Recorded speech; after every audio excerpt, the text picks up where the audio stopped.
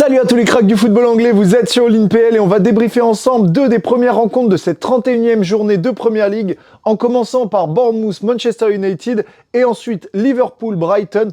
Deux rencontres ultra intéressantes, beaucoup de choses à dire, notamment sur l'arbitrage dans les deux rencontres. Mais avant ça, petite intro et c'est parti.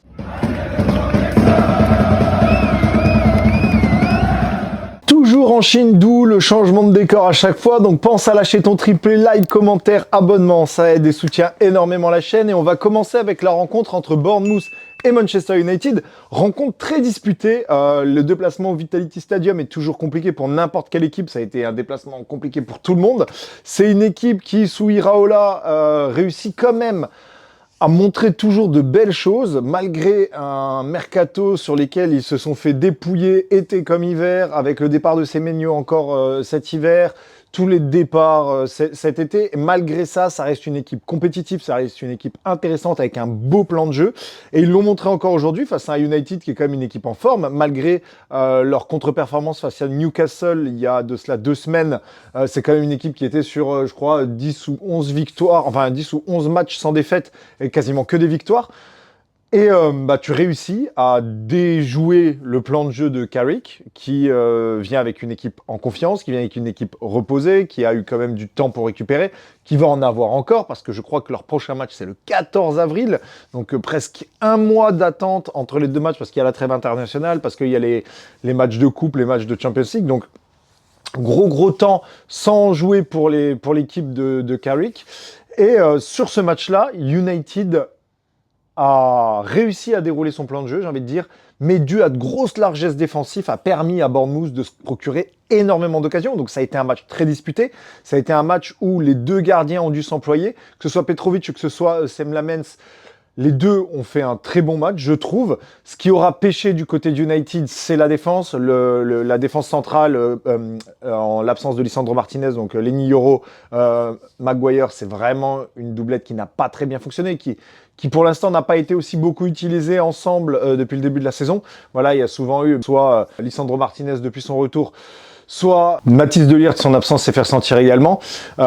Donc défensivement, tu es sur une nouvelle doublette, ils ont encore du mal à jouer ensemble, ça se voit. En plus de ça, Dalot, Luke Shaw n'ont pas forcément beaucoup aidé. Sur le milieu de terrain, tu as eu la paire Casemiro, Kobbie Mainoo qui fonctionne très bien, elle par contre. Mais tu as quand même eu l'absence d'un Dorgu depuis un petit moment qui commence à manquer, on le voit parce qu'il apportait tellement dans le jeu. Mais tu as quand même eu un Mbeumo qui a fait un match, on va dire, moyen, un Mainoo qui aurait pu faire un top match, qui aurait pu claquer un beau doublé, mais qui s'est retrouvé face à un Petrovic et face à une défense de Bournemouth vraiment accrocheuse. Et bien sûr, tu as eu Cunha qui a été peut-être avec Bruno Fernandes l'homme de cette rencontre. Il a été vraiment très intéressant offensivement. Il a eu 2-3 très bonnes occasions. Mais l'ouverture du score arrivera d'un penalty transformé par Bruno Fernandes. Donc il y a penalty tous les jours sur Cunha justement. Gros tirage de maillot, un petit peu stupide. Mais par la suite, Bournemouth égalise très rapidement. Très beau but d'ailleurs. Ça arrive vraiment sur un contre, on va en discuter. Donc cette égalisation de Bournemouth qui est remplie de problèmes, évidemment, d'arbitrage. L'arbitrage a été mauvais sur ce coup-là parce qu'il est censé y avoir penalty sur Mainoo. Matin, midi, soir, la poussette, elle est là. C'est les deux mains dans la surface qui déséquilibrent complètement l'attaquant. Et derrière, égalisation de Bournemouth. Alors le contre est excellent. La défense de United est pas bonne là-dessus.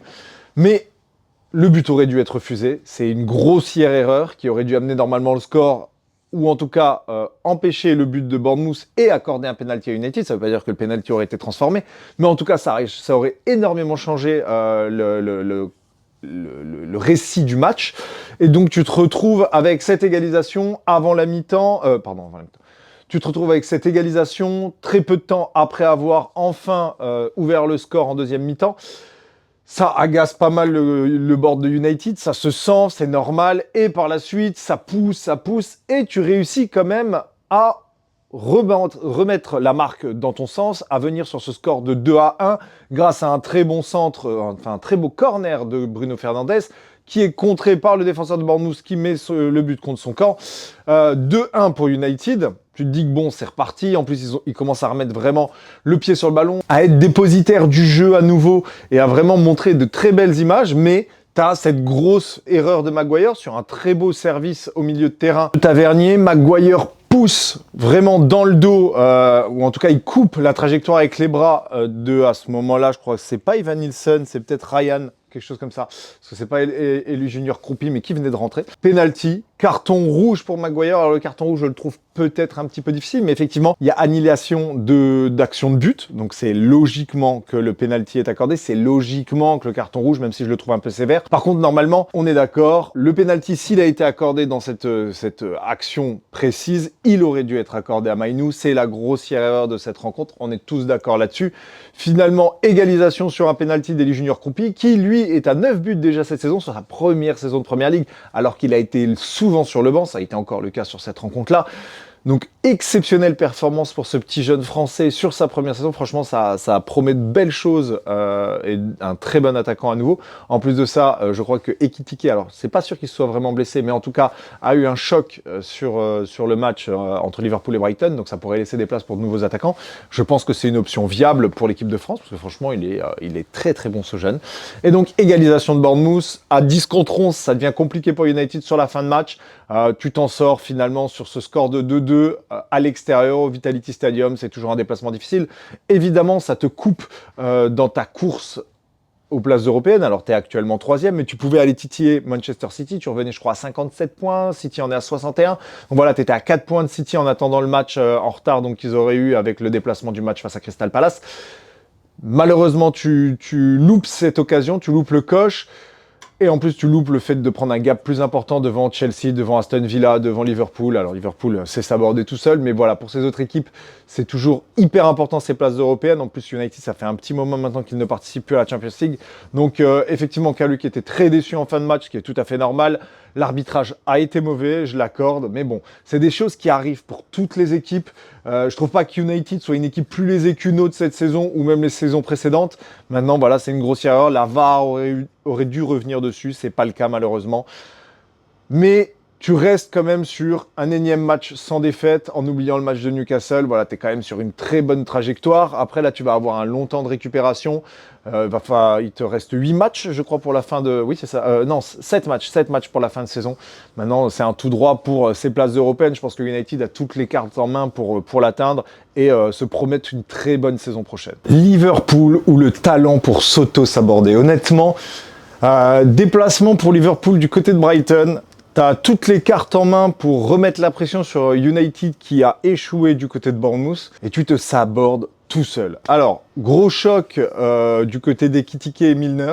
Ekitike sort suite donc à ce contact. On estime que, d'après ce que j'ai entendu dire, après la rencontre, ce serait donc une béquille qu'il aurait reçue et qui l'a complètement empêché de jouer par la suite, mais ce ne serait pas réellement une blessure.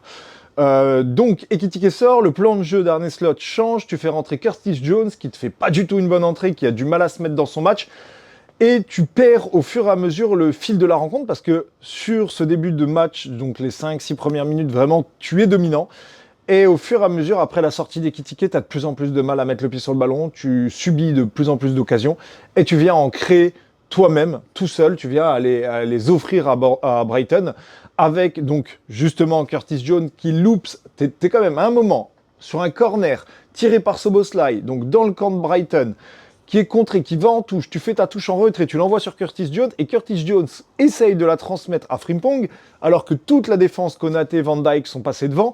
Frimpong n'arrive pas à la capter parce que la passe est beaucoup trop puissante et dans son dos, file en touche, ça enchaîne la touche jusqu'à Mamardashvili, donc Brighton la renvoie, Mamardashvili loupe sa transmission à Konaté, qui lui aussi loupe son contrôle. Touche pour Brighton, très beau centre sur la tête de je ne sais plus qui la retransmet deuxième poteau à Danny Welbeck, toujours là, 35 ans, le gars est toujours là.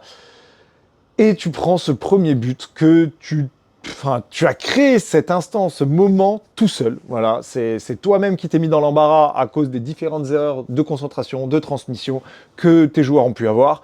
Et tu concèdes ce premier but.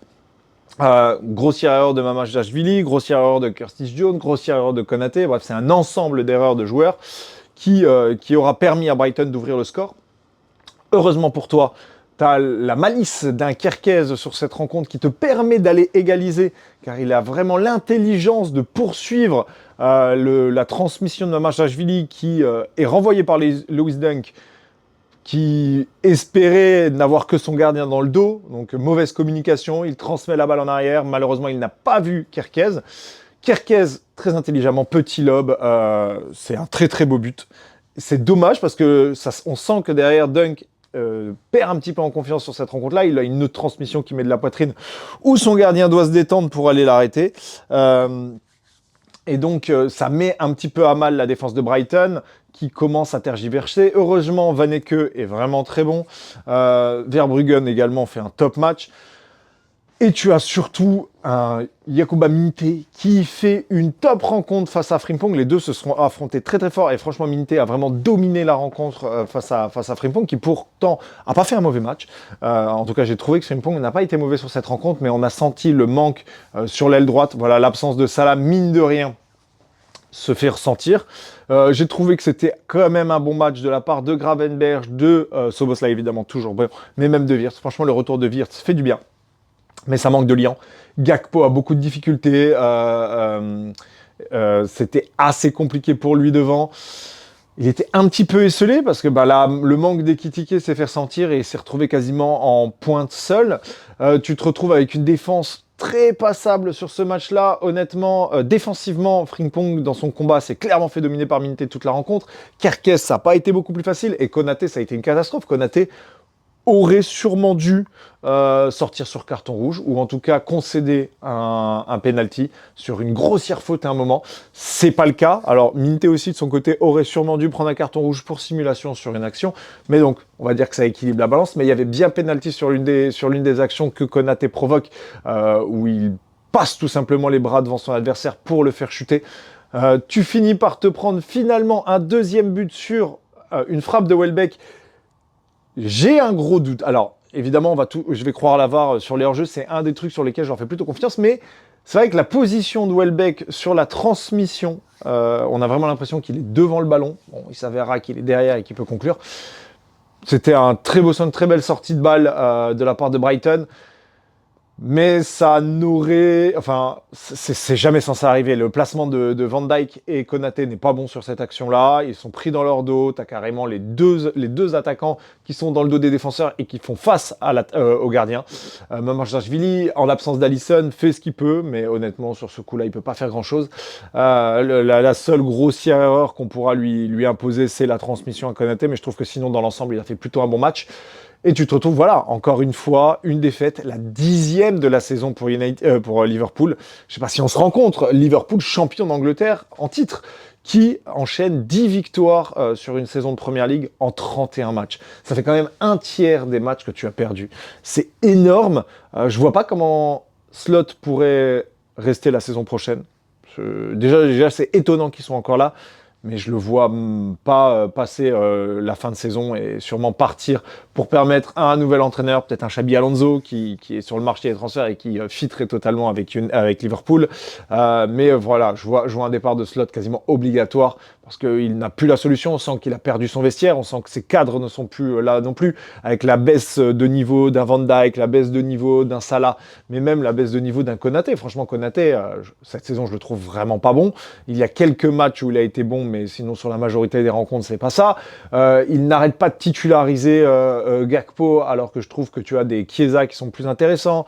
Tu as le jeune Ngoumoa qui est plus intéressant. Franchement, la rentrée d'Ngoumoa, elle est intéressante.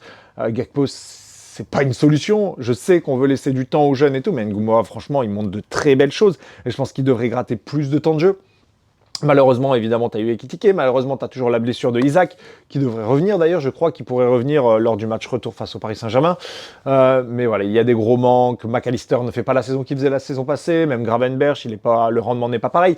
Et au niveau des ailes, l'absence de Trent pour Frimpong, c'est pas une franche réussite.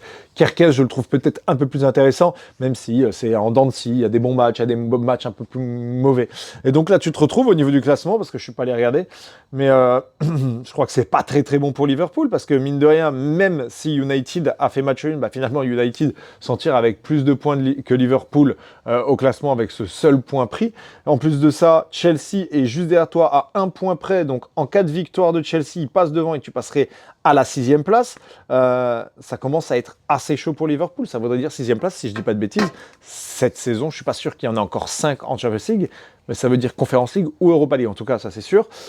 C'est pas une place qu'on pourrait espérer d'un Liverpool actuellement en quart de finale de Champions League, qui est l'ancien champion d'Angleterre, je l'ai déjà dit. Ce serait vraiment une année catastrophique avec 500 millions de dépenses sur le mercato. C'est assez compliqué la situation actuelle de Liverpool. On en est à un Liverpool plus faible que la saison passée, avec normalement un effectif renforcé. Alors oui, tu as eu le départ de Trent Alexander-Arnold, qui effectivement fait peser énormément dans la construction et dans la création de ton équipe. La baisse de régime d'un Mohamed Salah, forcément, il portait grandement ton équipe en termes de stats, en tout cas la saison passée, et même Van Dijk. Voilà, on sent qu'on est sur une fin de cycle. Normalement, si je dis pas de bêtises, il reste une saison à Salah et Van Dijk, je crois, sur leur contrat. Je crois que c'est ça. Je suis pas sûr à 100%. Ou peut-être c'est la dernière de Salah, j'ai un doute maintenant.